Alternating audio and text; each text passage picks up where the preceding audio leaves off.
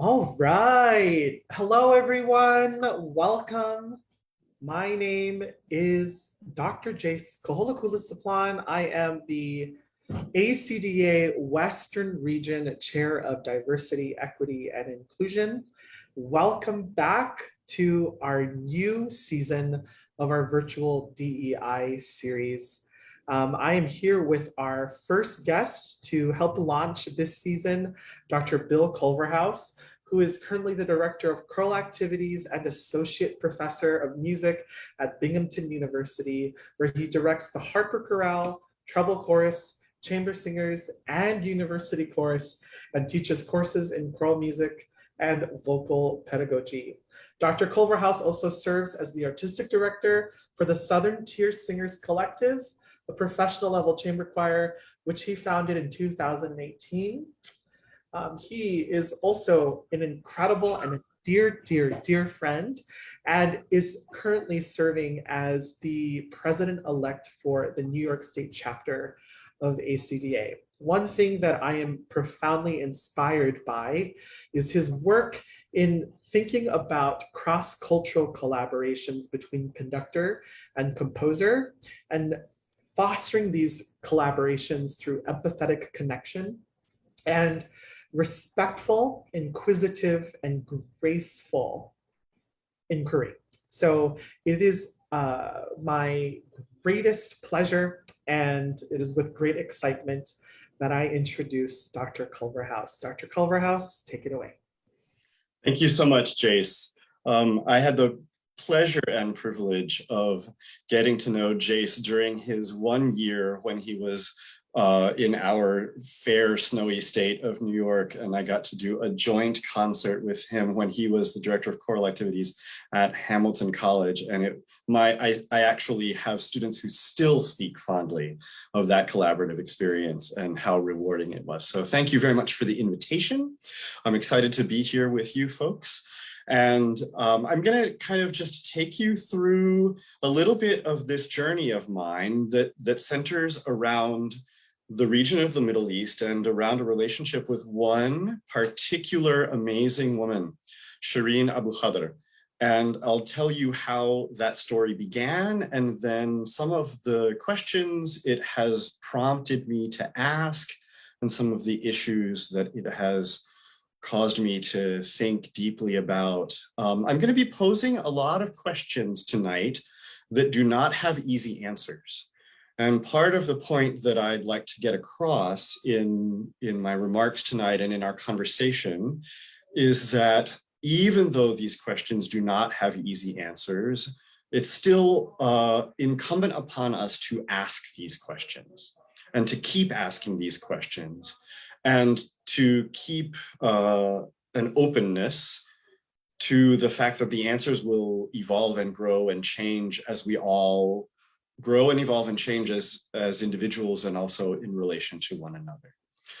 So I'm gonna start my PowerPoint presentation, and I will share screen and share sound. And you should all be looking at a beautiful sunset over the Chesapeake Bay at the moment. And now I'm gonna go ahead and start the PowerPoint. So you should be able to see the first PowerPoint slide. And I see a thumbs up from Jace, so that is in fact working. So cross-cultural collaborations, composer and conductor. First, a little bit about Dr. Abu Khadr herself. She received a Bachelor of Music in Music Education at Oberlin Conservatory in '94, a Master's in Choral Conducting from the University of Southern California in '98, PhD in Music Education from the University of Toronto in 2019. After finishing her master's degree in choral conducting at USC, she returned to her home region. She was born in Amman, Jordan. Her family is Palestinian in origin. And she returned to her home region and actually worked for a time at the Edward Said National Conservatory of Music in Ramallah in Palestine. And she did some work in Ramallah and also in Jerusalem, leading choirs there. And then she returned to Amman, where she founded the Dosan wa Autar music establishment. And that music establishment has been an umbrella organization for a wide variety of sizes and compositions of ensembles and endeavors. There has been a large chorus of anywhere from 40 to 60 people that has been sort of the center of Dosan wa Autar for most of its existence. And then out of that was pulled a small group of anywhere from 16 to 20 singers that did a wider variety of more challenging repertoire. And then there were also a large number of instrumentalists that collaborated with Dosan wa Autar in many concerts over the years. A small group of singers plus a small group of instrumentalists did an album called Introducing Dosan in 2008, and that was picked up actually by the Rough Guide series and incorporated into some of their introductions to musics around the world. I'll be playing a couple of excerpts from that album over the course of the evening. She has since moved from Amman, Jordan to Toronto, where she's currently based. And she's no longer associated with Dosan wa Autar. She has transformed that endeavor into a music publishing entity called Dosan World.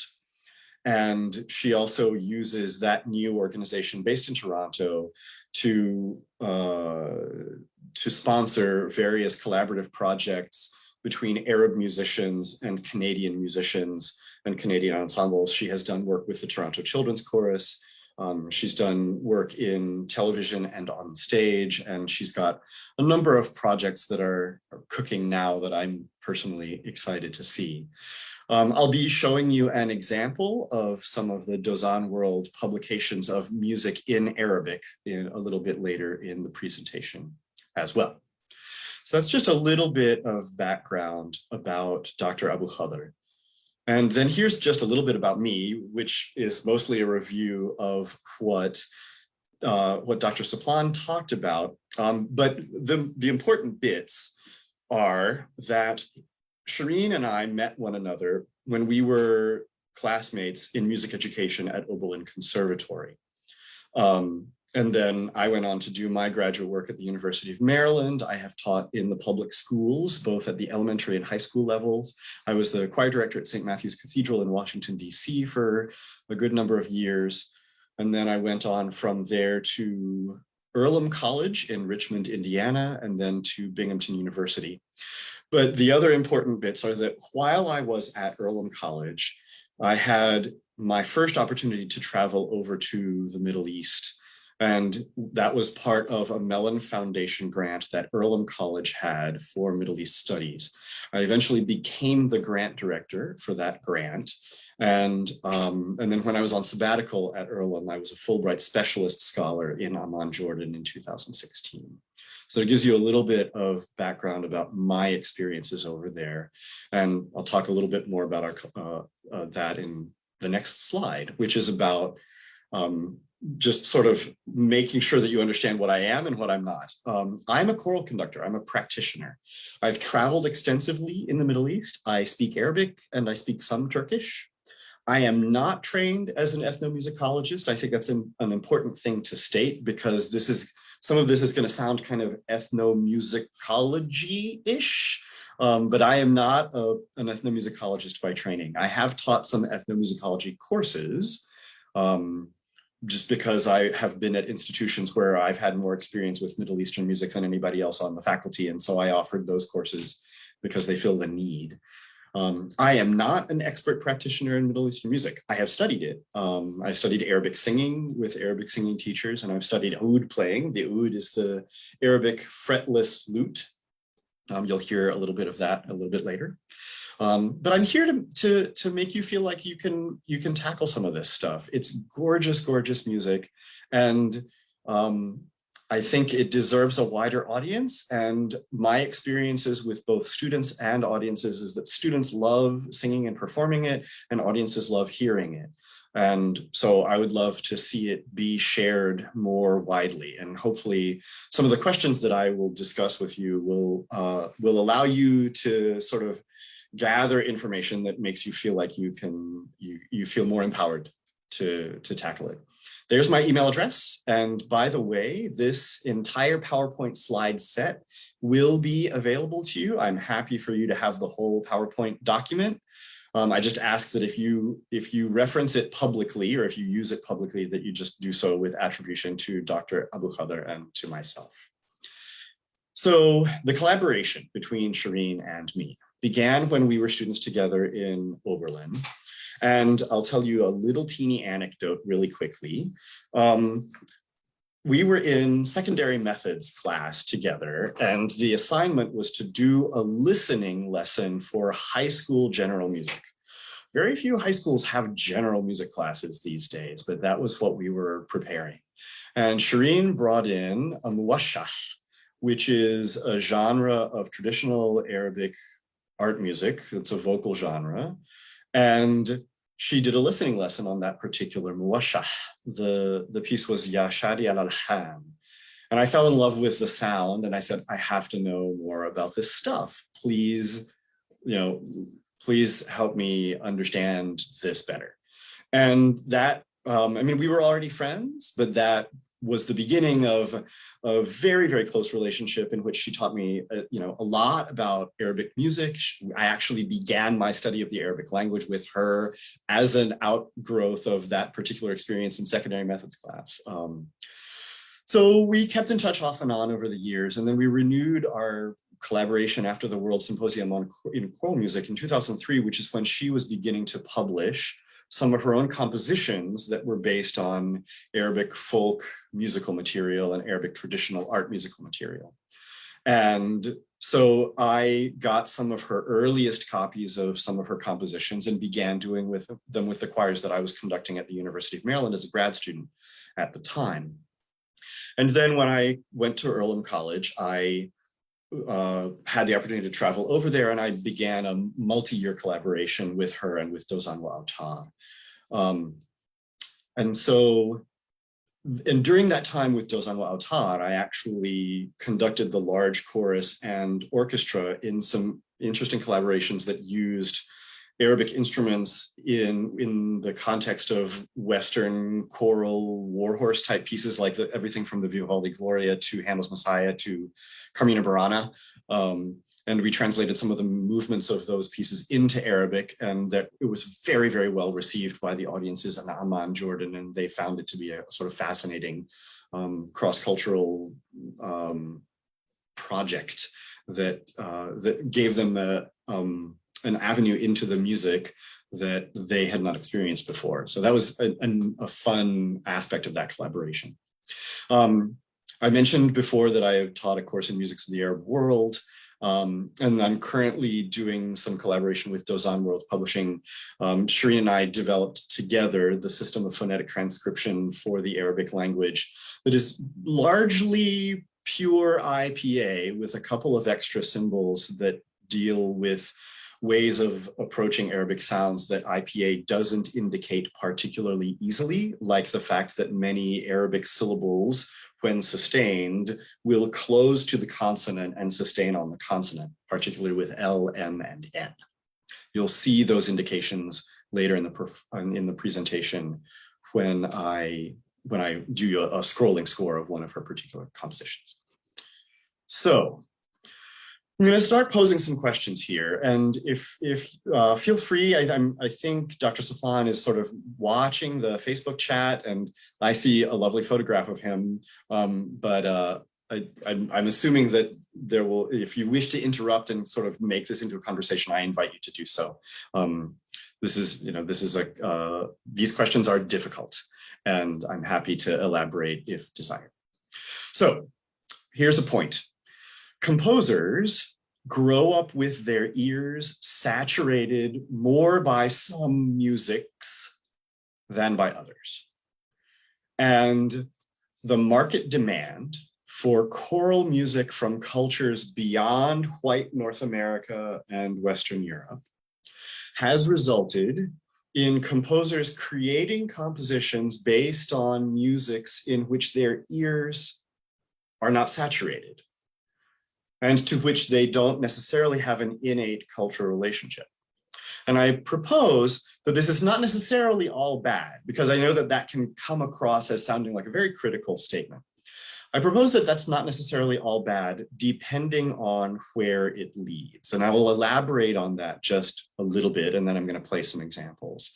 But if there is a composer who is a trusted name, who does a composition based on non-Western material, and that provides the opening of a door for a choral ensemble or an educational program to explore repertoire that they may not have felt comfortable exploring otherwise. But they make the choice to explore that repertoire because this particular composition is by a name they recognize, a composer they recognize. And so that emboldens them to give it a shot. Then I would say that that's a good step along the way. And what I'll go into in a moment is that it would be my hope that that's not the end of the journey. So I'm going to give you a few examples of compositions like that. And what I'll do is I'll first play an original-ish rendition of a song, and then I'll play one of these arrangements by a composer who didn't necessarily grow up in the culture. So here's the next slide.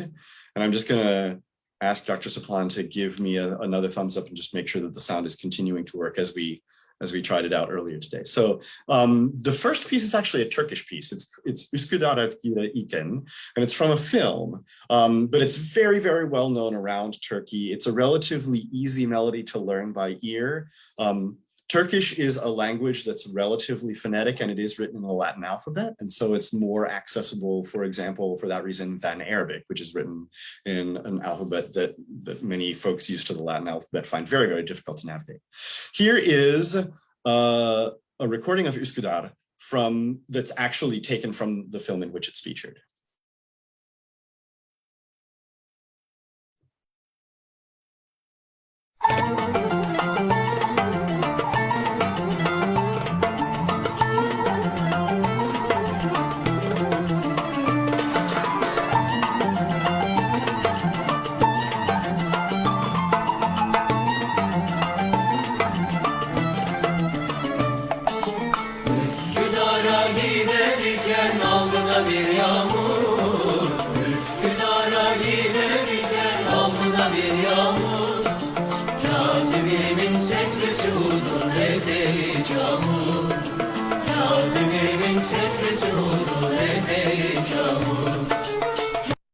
So that's the original, and here is Audrey Schneider's arrangement of that song.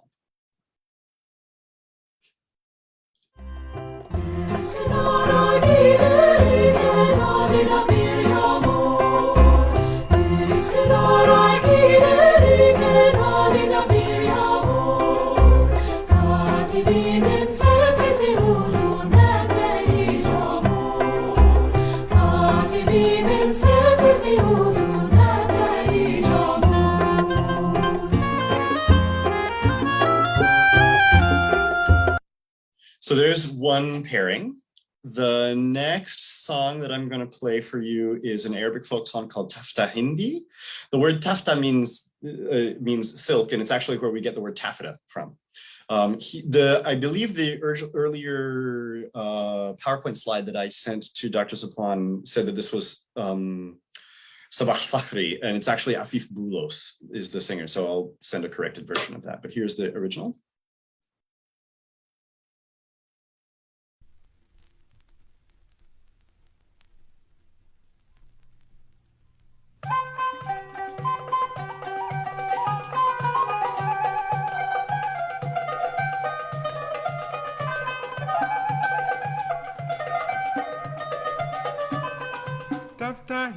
تفتح هندي شاش حريري يا بنات افتحي لي يا صبية عند بضاعة للستات افتحي لي يا صبية عند بضاعة للستات.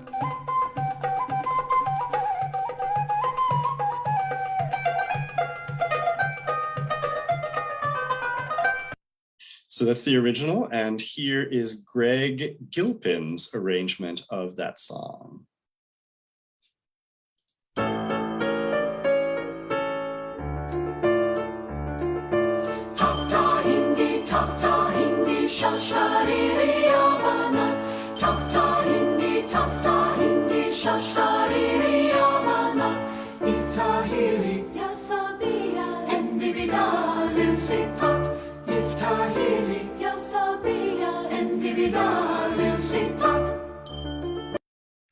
And then finally, here is Lema Bada Yatathanna, which is a very, very well-known muwashah, the same genre that I referred to earlier.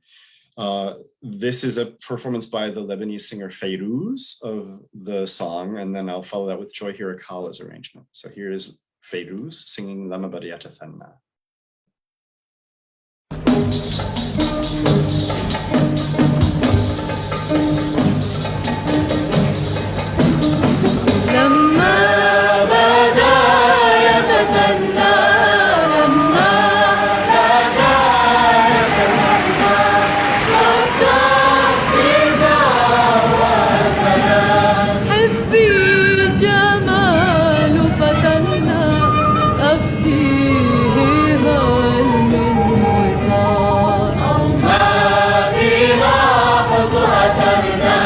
That's just a little bit of that one. And then here is Joy Hirakawa's arrangement of the same tune.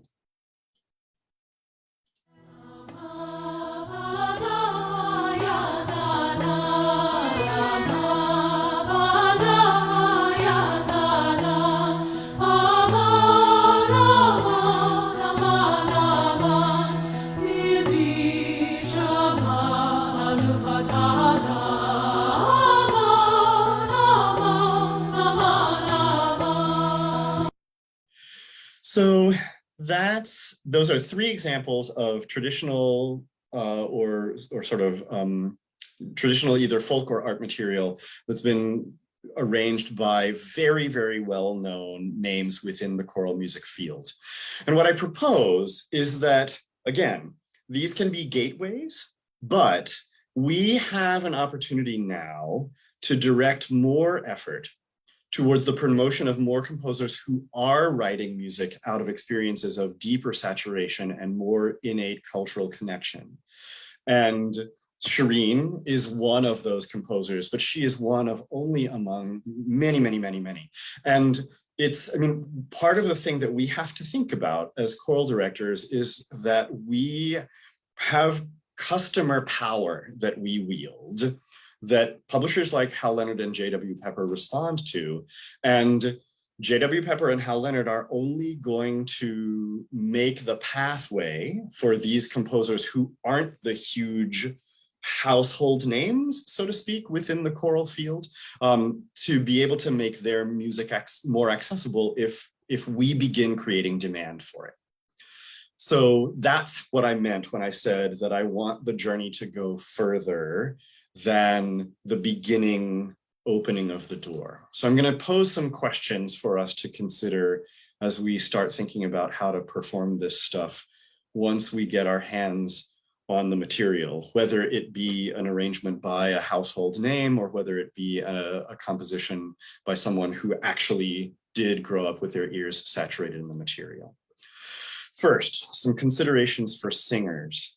What does it mean to actually sing in a particular cultural voice?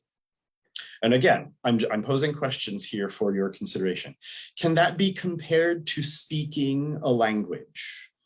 Can one sing in an unfamiliar cultural voice and have an accent as a singer? This question comes up a ton when we think about performing spirituals, choral settings of spirituals. And this is when we start thinking about performance practice and what is the demographic composition of the choir and what is appropriate for ways for the choir to sing, this is what I'm talking about. And sometimes the question gets asked, should a singer perform music or musics in which their ears have not been saturated at all? And there are folks out there who would say in certain cases, maybe not. If the answer is yes, then when and where? In other words, does it make a difference whether we're doing it in an educational setting versus a professional performing setting as part of a concert series? Those kinds of considerations. If the answer is yes, also, what are the responsibilities of the singer concerning performance practice? What do we need to find out in order to perform the music according to a practice that is appropriate for the music at hand? For conductors, if we make the decision for our choirs to perform music in which the singers of the choir are not, their ears are not yet saturated, what are our responsibilities as conductors concerning repertoire selection? Where do we need to look? How do we get sources?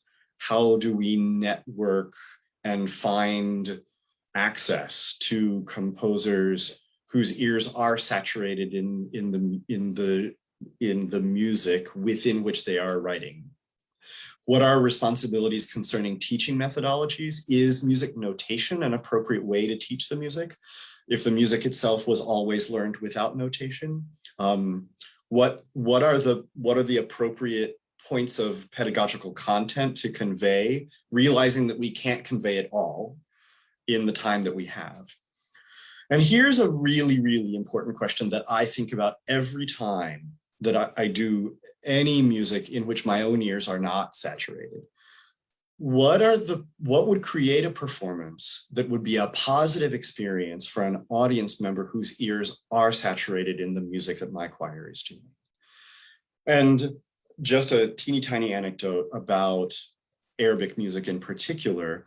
My experience has been that Arab audience members are very, very forgiving when it comes to perfection of language, because they realize that Arabic is a very difficult language for Americans to sort of wrap their ears and mouths and brains around. And the fact that we're making an effort at all and sort of making an attempt that is respectful to the music fills them with joy and is actually a little bit of a relief of pressure, because we don't have to be perfectionists about this.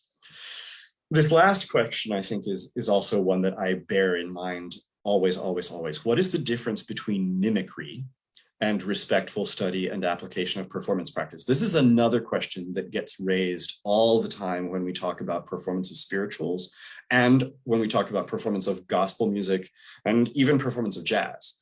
A lot of times we will use gimmicks that are designed to have our choirs mimic a sound rather than study the sound and ask the previous question, what would make a positive experience for an audience member?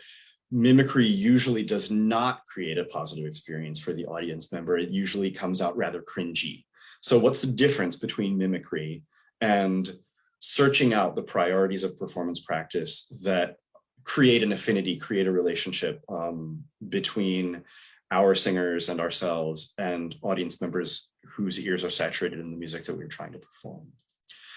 So, doing your homework. Obviously, you need to find out as much as you can about the pronunciation of the language.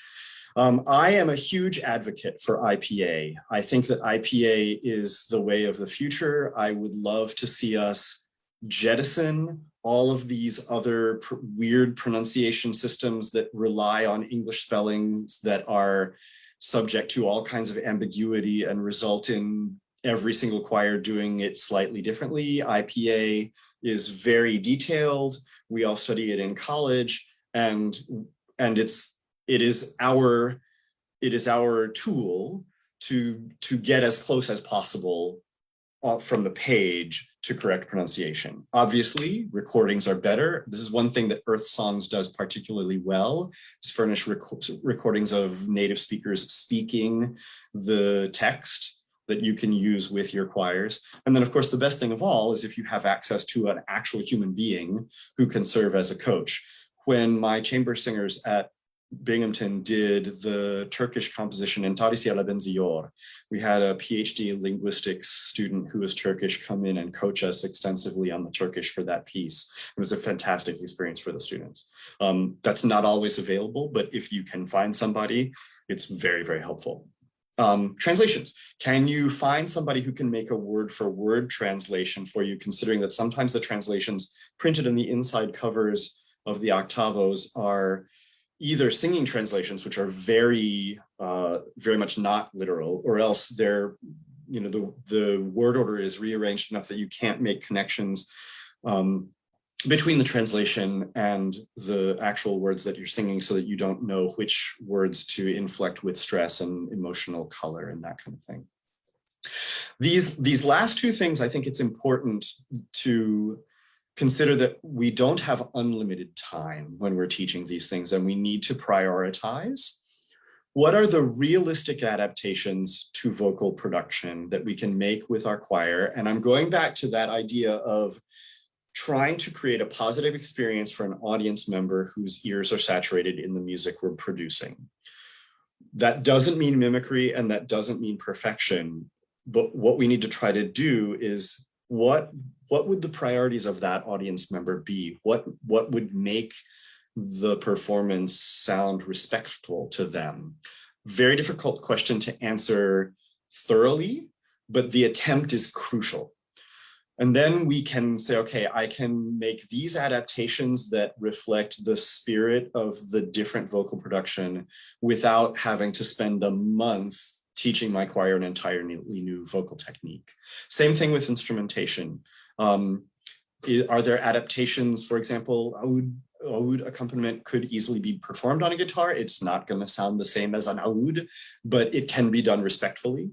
So, you know, if you have access to a violinist who can add some ornaments because they listened to some recordings, again, it's not going to sound like a person who's trained on Arabic violin their entire life, but it can still be respectful. So here's a quick case study. And these are just 3 different arrangements of Lama Badayata Thanna, which is the piece that I played earlier by Feiruz, and then with Joy Hirakawa's arrangement. This is a muwashah, like I said. The scale or the mode that it's in is called Nahawand, which is very similar to our harmonic minor. The meter, or the iqa, is called Samai Thaqil, which is a slow 10-4 grouped as 3 + 2 + 2 + 3.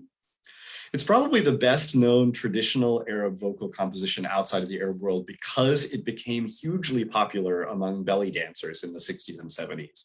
And has, like, I mean, there have been dance remixes, and there have been EDM versions, and there have been all kinds of versions of this, some of which are very cringy and some of which are actually quite creative, and some of which are sort of perplexingly both.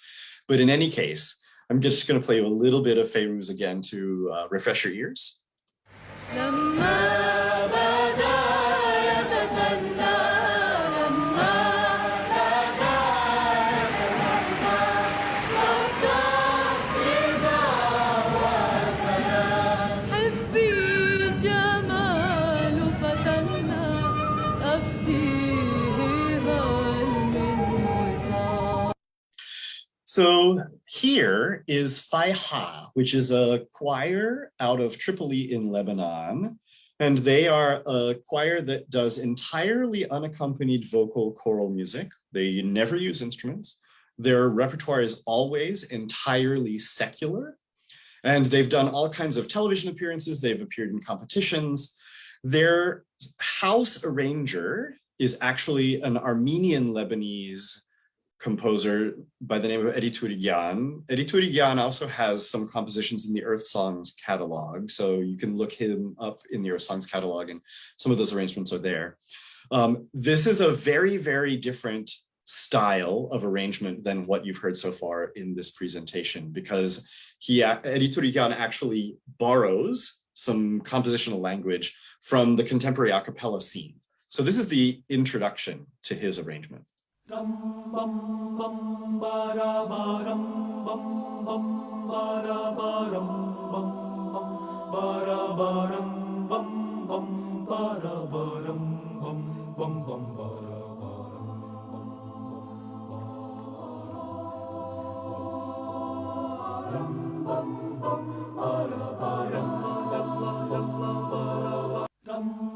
Oops, sorry. Starting over. Okay, there we go. And now I'm going to just play you a little snippet of the main melody.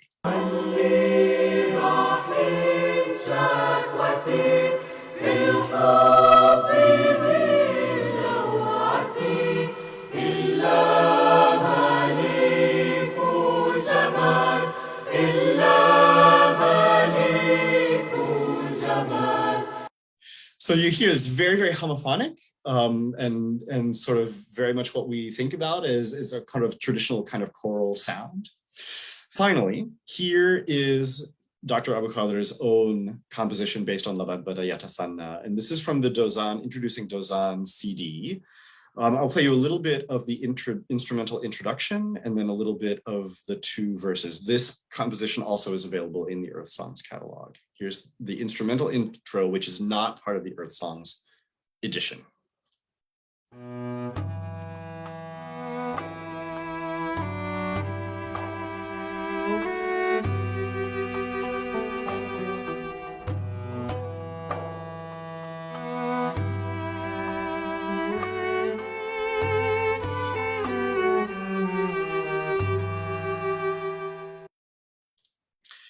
And then here is the beginning of the first verse of the song in Shireen's arrangement.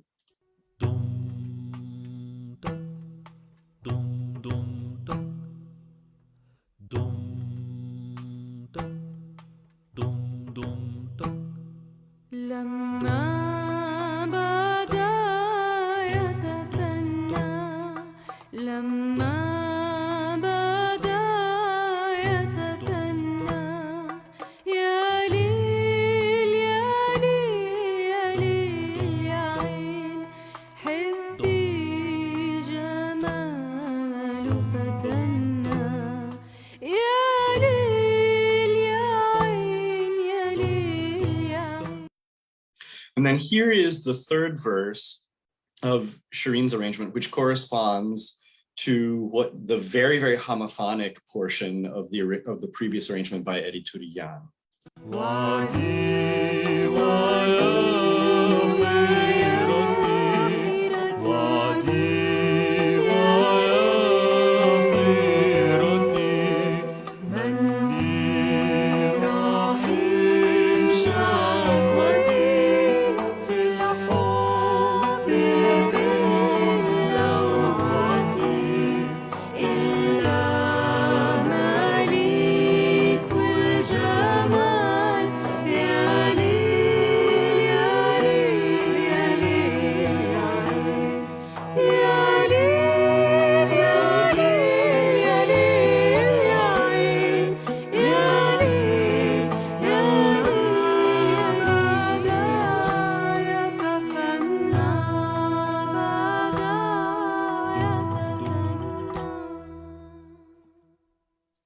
So just a couple of comments about that. Notice that it's very polyphonic and that the different vocal lines are very independent from one another. And the emphasis is on the linearity of each individual vocal part.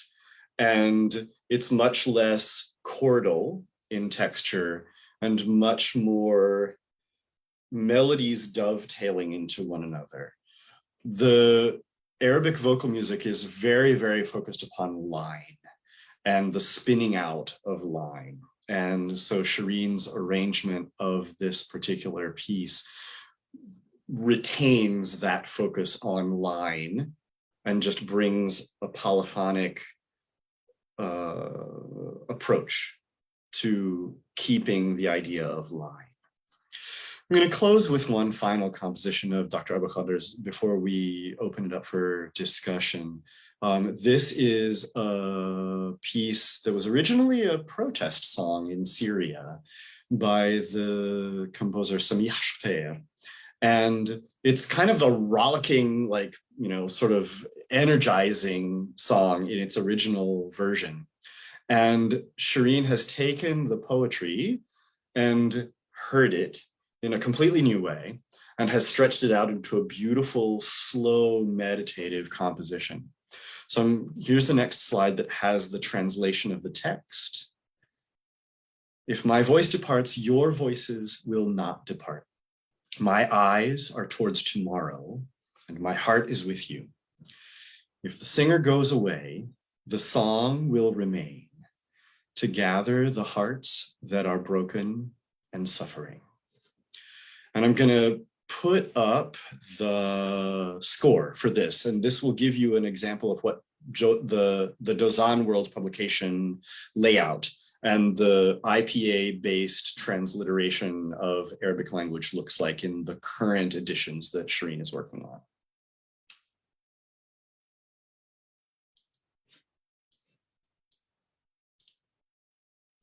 Can you folks see that okay?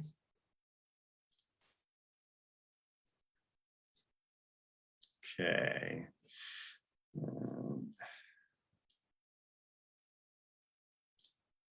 Here we go.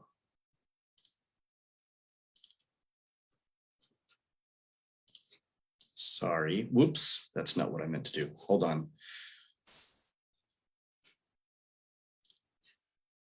Here we go. لو رحل صوتي ما بترحل حناجركم Is that okay? عيوني على بكرة وقلبي معكم لو راح المغني بتضل الأغاني تجمع القلوب المكسورة واللي بتعاني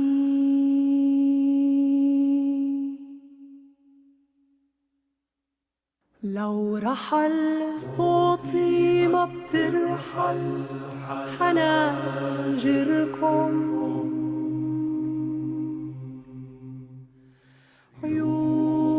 عيوني على بكرة وقلبي معكم لو راح المغني بتضل الأغاني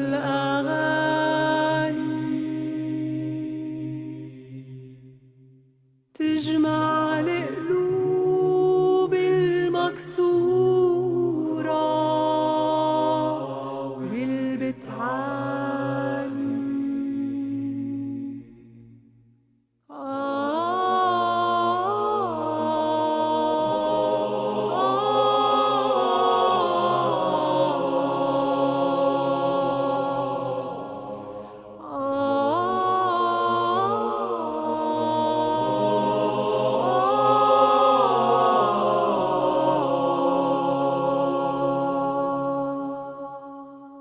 لو رحل صوتي ما بترحل حناجركم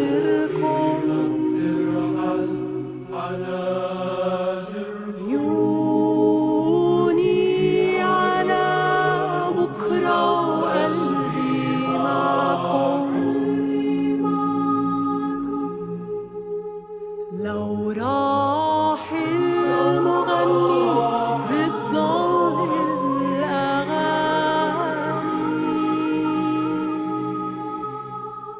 تجمع القلوب المكسورة واللي بتعاني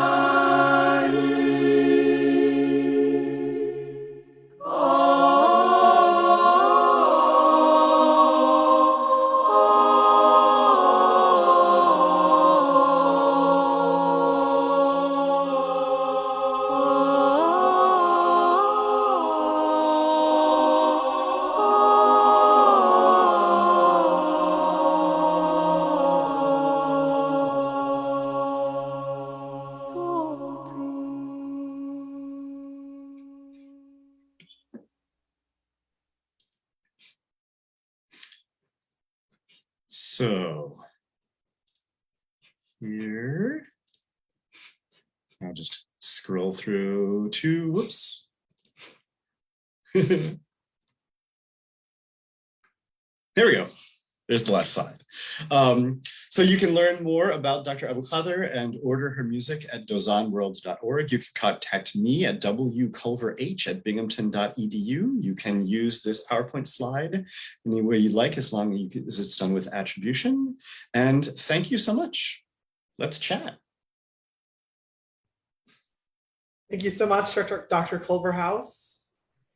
What a beautiful way to end that segment of your presentation. That was so glorious and lovely. We do have a question from Thomas Gerbeke.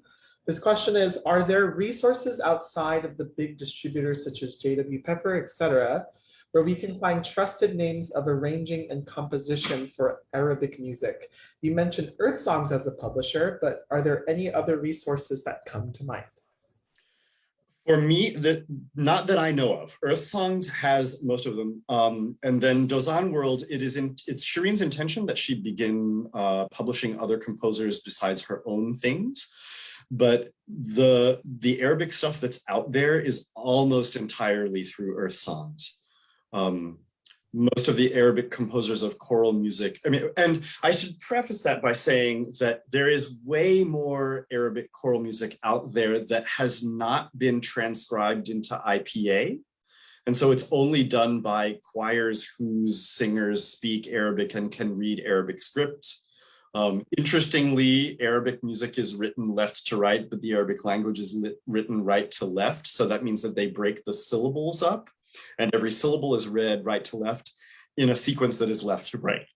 So that can be kind of festive for your eyeballs. But in any case, unfortunately, there are not a lot of, it takes a lot of work to do these, to make these transcriptions into IPA. And so Earth Songs has the most diverse catalog right now, and I'm hoping that Dosan World will be able to bring out more offerings soon. Thank you. Just a quick reminder, friends, if you have any questions, please feel free to put them in the chats on our Facebook page. You also have access to Dr. Culverhouse's PowerPoint. It's linked in the chat. It should go straight to a Google Drive submission.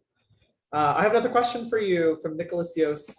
In your opinion, when a Western choir performs a piece that comes out of a non-Western musical tradition, should the goal of the singer and the conductor be to produce a sound that is as close as possible to a traditional sound, or to translate the piece into a Western musical framework while paying homage to the original? Neither. So you're never gonna get as close as possible to the original sound. And that's what I would call mimicry. And it can be very, very cringy for audience members who did grow up saturated with their ears saturated in the musical tradition. However, if you simply make 0 adaptations and sing the pitches and rhythms and texts in a vocal production that is entirely Western classical, that's equally cringy. And so the hard question is, what do you adapt? And every conductor is going to need to answer that question differently based on the amount of time that they have and the nature of the music being performed. The ultimate question to try to get answered, and this is why I say this stuff is super hard, because I'm about to propose something that isn't easy, and it requires access to human beings that are not accessible to people. Although one thing that I will say about what I'm about to say is that the pandemic has taught us that any expert is only a Zoom away. So file that away, because I mean, one of the things that I hope happens is that we start being able to call in experts in these things from, around, we'll not have to bring them in person. Anyway, what I was about to say is, when I'm doing something that is in Arabic, for example, I try to get those particular ornaments that I know my choir can do in a unified manner. I try to make those vowel modifications that I know that my choir can do without throwing themselves out of tune, without compromising their the sustainability of their vocal technique, but it might involve a lower soft palate position, for example. That's not necessarily going to harm them. Sometimes these performance practices involve a higher laryngeal position. That's also not going to kill your singers as long as you're not doing it for hours and hours and hours on end. Those are the kinds of adaptations that you listen to the original singers, rather you listen to the music being sung by singers who grew up in the tradition, and you assess what aspects of this can I teach my choir realistically in the time that I have? And then that's where you go.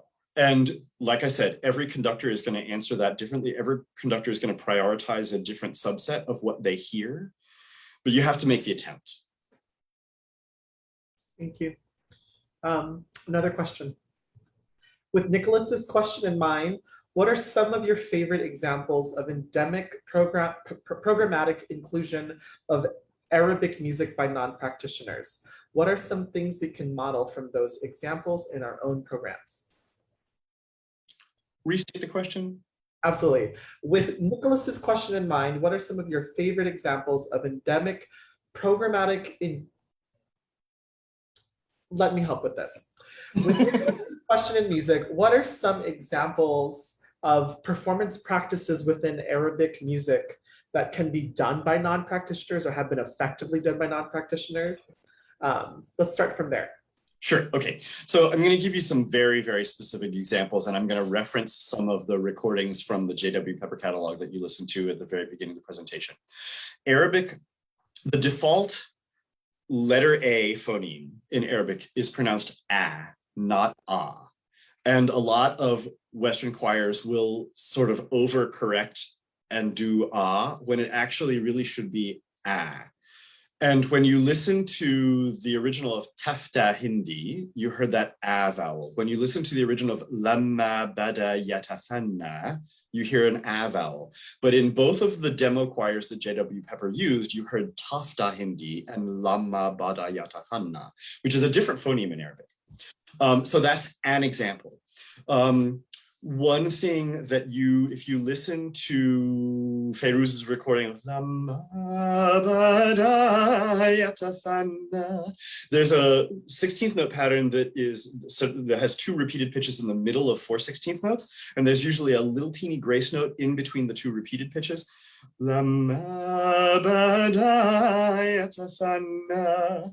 And that little teeny grace note is very easy for North American choirs to pick up and do. Also, like I said, there's a slightly lower soft palate position. There's not this really high arched soft palate and lowered larynx, but larynx is kind of in a more neutral position, and the soft palate is a little bit lower. So instead of getting lamma, you get lamma bada, and that's a easy adjustment to make as well if you recognize that's what's happening in the original singing, and you can say, okay kids, this is what you're going to do a little bit differently, and then you demonstrate and then they can do it back. Does that help? It was clear to me, and I'm getting a like on Facebook, so good. Okay, great. I think as I hold space for any other final questions, I was really wanted to just kind of talk about this idea of saturation. So this is a concept that I was really fascinated by when you were discussing this, as if we can never truly, by honoring the boundaries of our own perspectives, right? We hold space to witness and to hold space to open the door and hold space to expand perspectives. And this idea of saturation is so interesting to me because it speaks specifically to your relationship with this particular individual that you are referencing, because it goes back for many years, right? And this idea of saturation and this concept of composers as a human being that are living, breathing artists that do not necessarily live in a box, that do not necessarily live on a page, but live profoundly complex lives is something that I think we lose track of sometimes. And I know specifically for myself and many of my students, we sometimes think that when there is an ocean that separates us, that it's the idea of that person having an email address or the possibility of Zooming with that individual is not necessarily a possibility, but in fact, something that we should most definitely do within our score study. Yeah, I mean, saturated people are only a Zoom away. Right.